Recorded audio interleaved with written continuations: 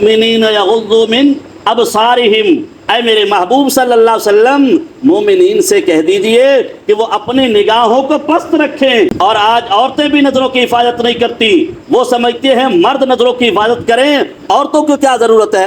हमारे सैयद अब्दुल वहाब शाह साहब रहमतुल्लाह अलैह फरमाया करते थे सर की जुबान में, वह तुसा हिफाजत करो अखीदी ए कालियां भैंसा नहीं, इनको कोई पता कहनी, ए टक्कर मार गिंदियन, आप खुद बचा करो, इनको हया नहीं आती, ये देखती रहती हैं। अगर कभी मेरी माओ और बहनों को पता चले कि अल्लाह के हबीब अलैहिस्सलातु वस्सलाम के घर में एक नबीना साहबी आए, नबी अलैहिस्सलाम ने फरमाया पर्दा कर लो, तो घर वाली कहने लगी कि अल्लाह के हबीब अलैहिस्सलातु वस्सलाम वो नबीना तो है।